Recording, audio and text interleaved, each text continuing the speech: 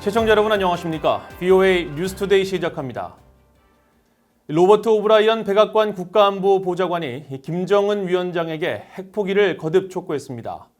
핵을 포기하면 정권이 끝나는 것이 아니라 평화와 번영을 불러온 지도자로 평가될 것이라면서 미국은 대안적 비전을 제시했다고 강조했습니다. 첫 소식 조은정 기자가 보도합니다. 로버트 오브라이언 백악관 국가안보보좌관은 28일 민간 연구단체 허드슨 연구소가 주최한 대담에 참석해 북한은 핵무기를 포기할 경우 정권이 끝날 것으로 우려하고 있다면서 이런 상대와의 협상은 어려운 것이며 아직 갈 길이 멀다고 말했습니다. 따라서 트럼프 대통령은 북한의 김정은 국무위원장과 북한 주민들에게 대안적 비전을 제시하려 했다면서 핵무기는 안보와 번영을 주지 않고 오히려 핵무기를 포기할 경우 북한의 잠재력은 무한하다는 점을 알리려 했다고 밝혔습니다. But if you get rid of your nuclear weapons, the potential for North Korea is limitless. I mean, you look at South Korea and the amazing economy that it has. 오브라이언 보좌관은 특히 제재 하에서 북한이 현금과 무역 없이 무기 프로그램을 개발한 것을 보면 그들이 매우 영리하고 근면하며 창의적인 사람들이라는 것을 알 수 있다고 말했습니다. 그러면서 이런 노력을 경제로 돌리면 북한은 부자 나라, 번영한 나라가 될 수 있고 김 위원장은 평화와 번영을 불러온 지도자로 평가될 수 있을 것이라고 강조했습니다. And Chairman Kim could then be, rather than being deposed, he could be viewed as someone who's brought peace and prosperity. 오브라이언 보좌관은 이어 미북 정상 간 만남 이후 북한이 핵과 대륙간 탄도미사일 실험을 하지 않고 있는 것을 큰 성과로 꼽았습니다. Is that we have not had a test of a long-range intercontinental ballistic missile by North Korea since Singapore. We haven't had a nuclear test since Singapore. Now, both of those outcomes would have been viewed as wildly successful under past administration. 또 과거 미국 정부들이 30년에 걸쳐 북한 문제를 해결하지 못했으며 오바마 대통령은 트럼프 대통령에게 북한을 제1의 국가안보 위협으로 꼽았지만 트럼프 대통령은 취임 후 최대 압박 캠페인을 통해 과거 어떤 미국 정권보다도 강력한 대북 제재를 가했고 동맹은 물론 중국의 협조도 이끌어냈다고 말했습니다. 또 트럼프 행정부는 서해에 항공모함을 투입하는 등 한반도 주변 지역에 미국 군 자산을 전개했으며 트럼프 대통령은 레이건 대통령과 같이 힘에 의한 평화 원칙을 믿고 있으며 이를 북한에 적용했다고 말했습니다. VOA 뉴스 조은정입니다. 스티븐 비건 국무부 부장관 겸 대북특별대표와 최종건 한국 외교부 제1차관이 전화회담을 갖고 미한 관계와 한반도 현안, 지역과 국제협력 등 상호 관심사를 논의했다고 한국 외교부가 밝혔습니다. 한국 외교부는 28일 보도자료를 통해 이날 비건 부장관과 최 차관이 전화회담을 했으며 양측은 굳건한 한미동맹에 대한 상호 지지와 신뢰를 재확인하고 한미 간 양자 현안을 안정적으로 관리해 나가자는 데 공감했다고 전했습니다. 양측은 또 한미 정상 간 굳건한 신뢰를 바탕으로 국내 정치 일정과는 무관하게 한미 간 공조를 흔들림 없이 지속하자는 데 뜻을 같이하고 최 차관이 비건 부장관에게 연내 한국 방문을 요청했으며 국장급 협의체인 가칭 동맹대화의 필요성에 대한 공감을 바탕으로 협의체 추진 방향과 관련한 협의도 지속해 나가기로 했다고 밝혔습니다. 미국 대선을 앞두고 워싱턴에서는 북한 문제에 대한 토론회가 잇따라 열리고 있습니다. 미국 국가이익센터가 마련한 토론회에서는 북한의 핵 보유국 인정 여부가 주제였는데 영내 안보와 세계적 비확산 체제 등으로 볼 때 북한을 핵 보유국으로 인정해서는 안 된다는 지적이 이어졌습니다. 지다겸 기자가 취재했습니다. 워싱턴 내 싱크탱크인 국가이익센터가 28일 북한의 핵 보유국 지위 인정 여부를 주제로 개최한 화상 행사에서 미국 내 전문가들은 비핵화 합의에 미북 간 관계 정상화 논의가 포함돼야 한다면서도 접근 방식에는 차이점을 보였습니다. 조셉 디트라니 전 육자회담 차석 대표는 특히 북한을 핵 보유국으로 인정하는 것은 핵 군비 경쟁 등을 고려할 때 재앙이 될 것이라고 경고했습니다. And I think accepting North Korea as a nuclear weapon state would, in my personal view, be a disaster because it would lend itself to a nuclear arms race, the possibility of proliferation.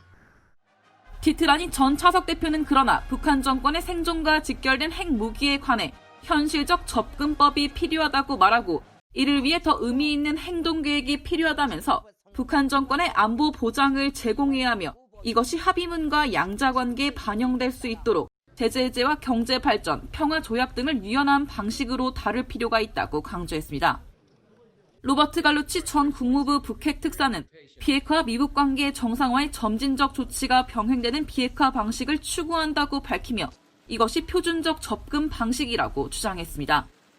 그러면서 비핵화와 관계 정상화 양자의 실무 측면에서 상호적 조치가 있어야 하고 이와 별개로 미북 간 관계 정상화의 선행 조건으로 북한 주민의 인권 개선을 제시해야 한다고 말했습니다.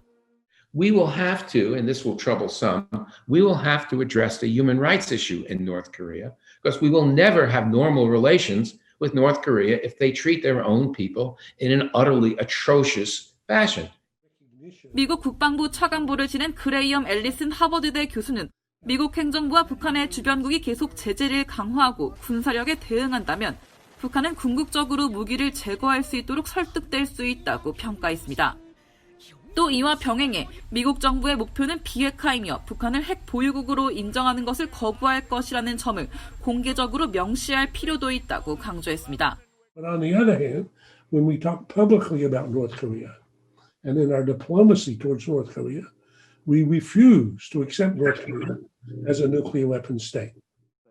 반면 카토 연구소의 테드 갈렌 카펜터 박사는 북한이 궁극적으로 핵 억지력을 포기할 가능성은 낮다면서 이를 달성하기 위해서는 미북 간 관계 개선이 선행돼야 한다고 주장했습니다. 북한 당국에게 핵무기는 국제적 영향력과 힘의 측면에서 중요 자산이며 리비아 등 핵무기 비보유국의 정권 교체를 목격했기 때문에 미북 간 신뢰 없이 북한이 핵 억지력을 포기할 가능성이 매우 낮아 양국 관계 개선 노력을 하루빨리 시작할 필요가 있다는 것입니다. But it has to be the end product of a normalization of relations with North Korea, rather than a demand, a precondition for the gradual normalization of relations. So essentially, U.S. policy has had the process backwards, and I think we need to reverse that. 이어 차기 미국 정부는 북한 정부의 핵 선제 포기를 요구하는 접근법에서 벗어나 훨씬 더 유연하고 창의적인 태도를 취할 필요가 있다고 주장했습니다. VA 뉴스 지다혐입니다.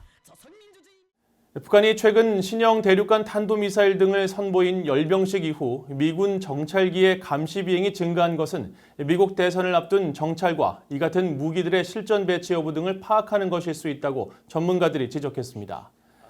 데이비드 맥스웰 민주주의 수호재단 선임연구원은 27일 VOA에 미군의 정찰 비행은 지난 10일 열병식에서 공개된 북한의 신형 대륙간 탄도미사일과 잠수함 발사 탄도미사일 등 로켓 전력과 현대화된 재래식 장비들의 실전 배치 여부를 파악하는 차원일 수 있다고 분석했습니다.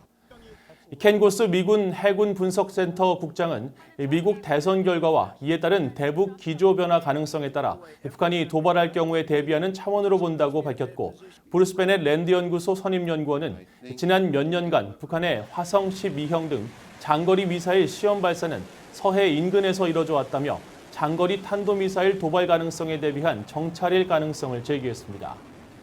27일 민간 항공기 추적 사이트 노콜사인 등에 따르면 미국의 정찰 감시 자산인 EAC 조인트 스타즈가 이날 새벽 서해 상공을 비행한 것을 포함해 최근 한 달 새 10여 차례 넘게 출동했으며 비행 시간은 대부분 심야 시간대에 집중된 것으로 나타났습니다.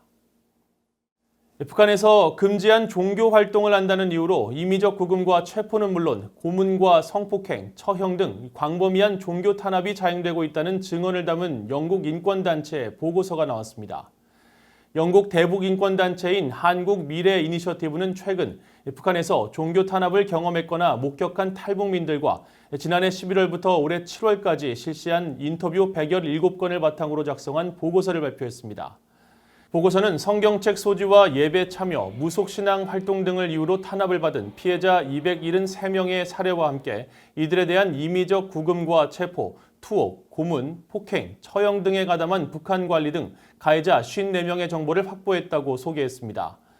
이 단체는 28일 VOA에 이번 보고서는 북한 내 종교 탄압이 광범위하고 지속적으로 이루어지고 있음을 보여준다며 확보한 가해자의 이름을 공개하지는 않을 방침이지만 가해자에 대해 책임을 묻고 추가 조사를 할 권한을 가진 국제사회와 기관 등과 함께 협력할 준비가 돼 있다고 밝혔습니다. 이상으로 VOA 뉴스투데이를 마칩니다. 시청해주신 여러분 고맙습니다.